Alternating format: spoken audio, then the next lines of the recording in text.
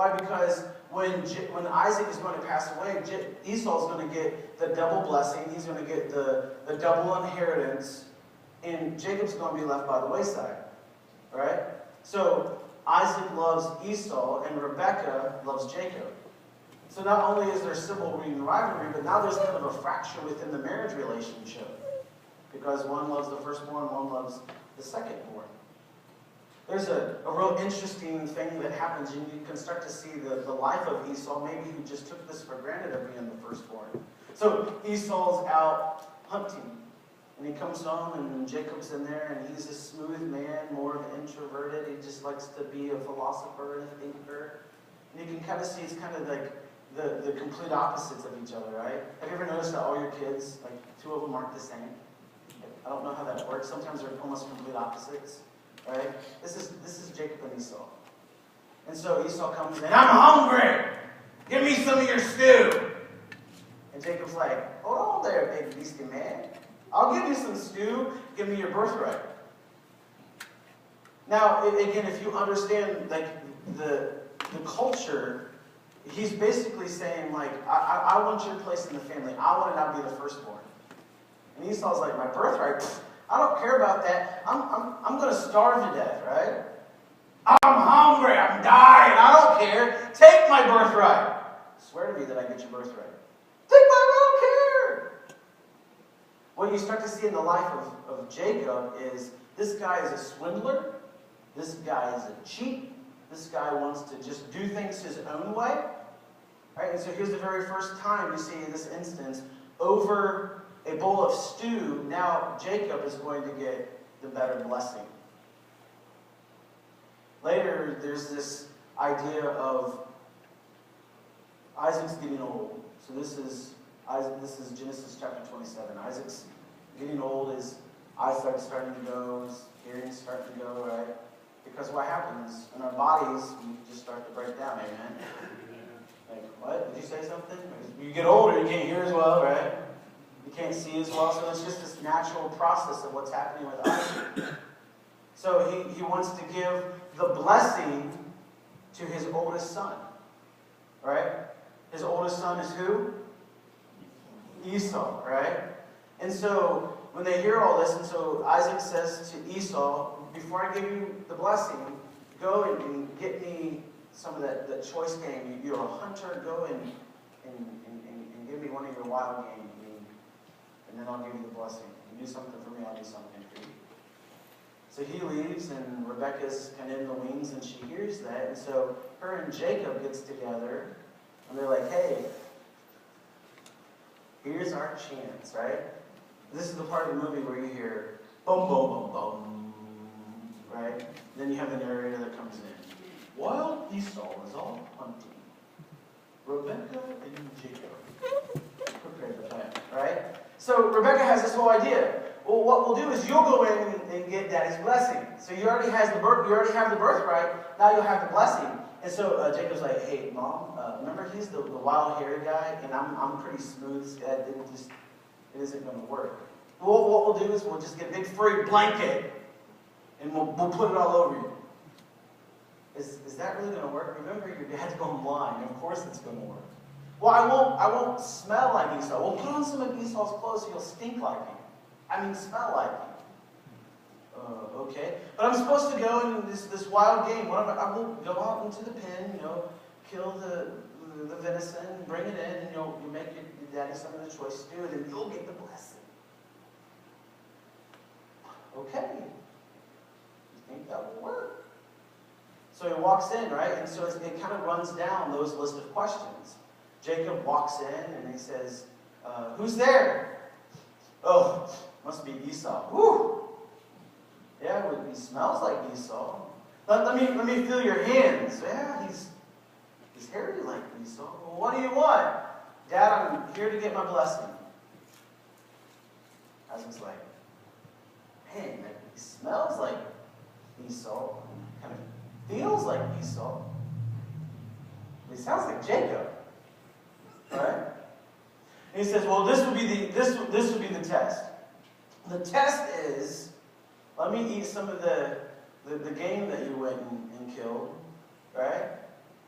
So he starts eating. They say, hey, how did you kill that? I mean, you were gone quick. Well, hey, God just, I guess he blessed me.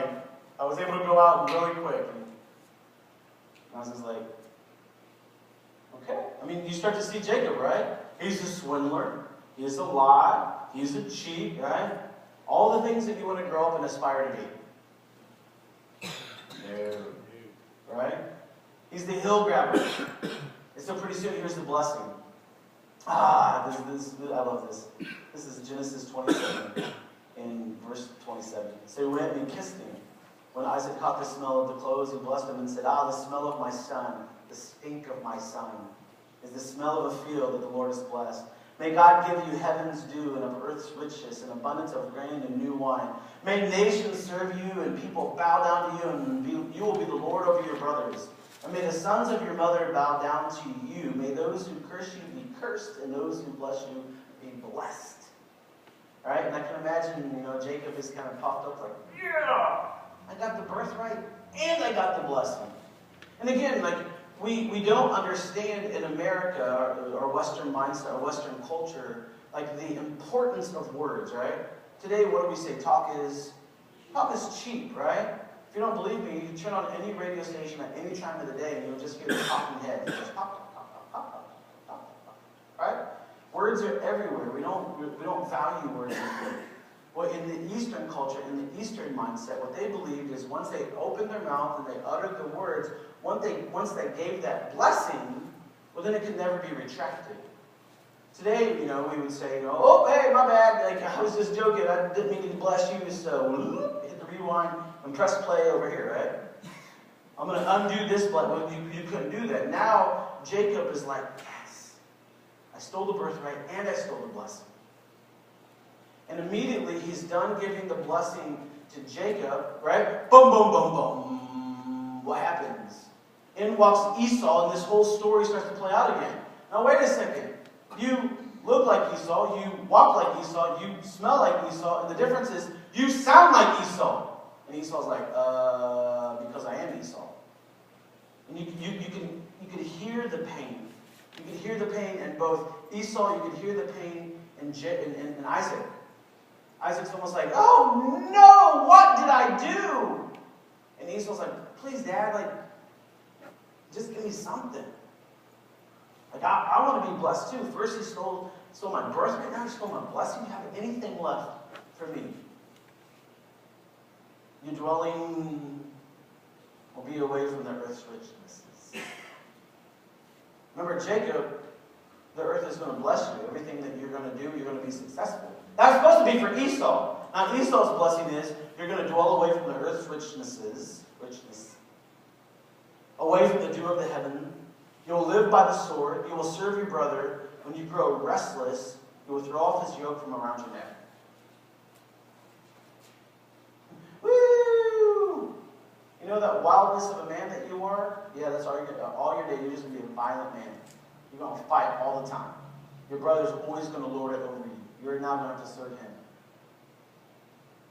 How are you feeling if you're Esau?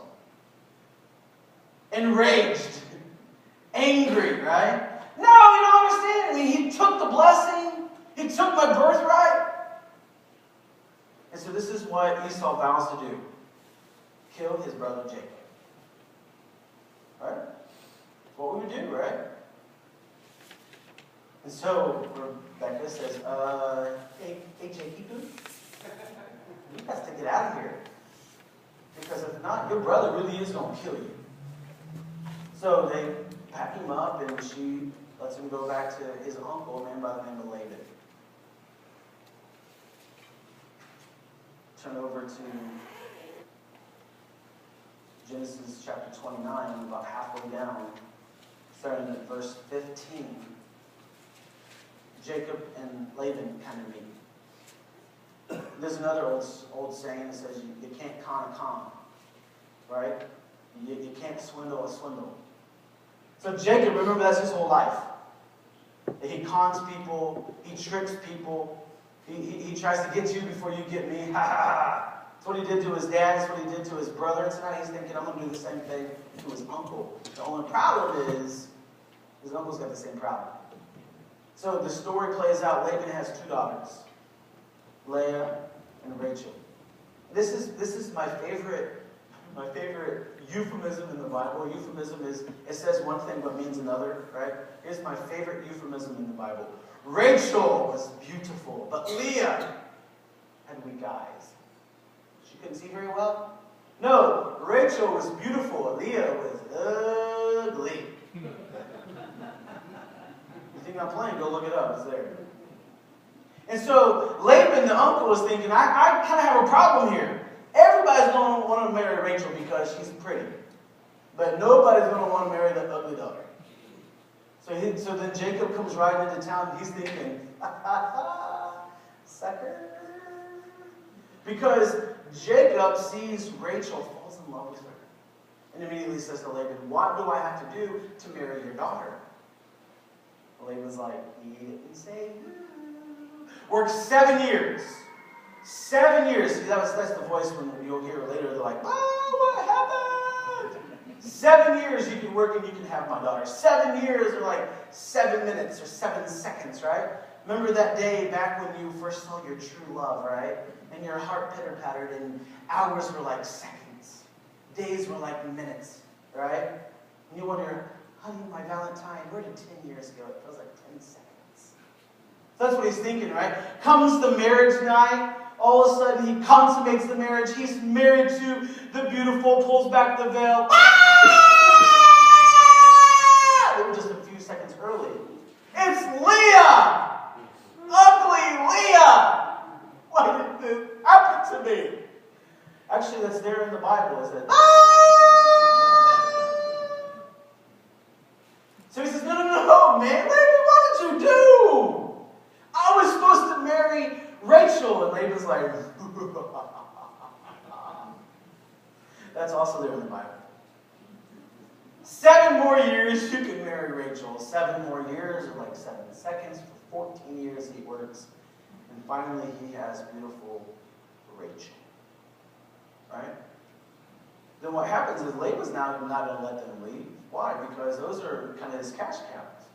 His daughters, that was the dowry. Now, 14 years I've had slave labor. Like, now you start having children, they also can stay here and work on my family and be part of the family farm.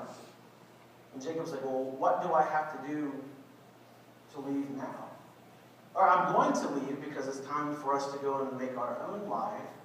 And he starts the next con. He says, I'm going to leave all the unblemished, perfect sheep for you, but just let me have the speckled and the spotted sheep. Right? That's kind of the nothing animals. So this is a great con, right? You go, well, how's he going to do that? Because most of the animals are going to be, the value is in those that are perfect without blemish. And 2 sheep who aren't blemished are going to have perfect children without blemish, perfect offspring. So he starts to go through and he peels back what all the little sheepies like to eat, and he pins up the perfect ones so they can't get to the stuff that they like to eat. And they go in front of this water, and all of a sudden, boom, there's an increase of speckled and spotted sheep, speckled and spotted lambs. And Laban's like, okay, I don't know what you did, but you've done something to con me. Get out of here. And he and Rachel and Leah, they all take off. And again, I love reading through the Bible because it's just an amazing story. Because in Genesis 32, like I can hear the music in my mind when I read this, right? Genesis 32. What is in Genesis 32? Esau.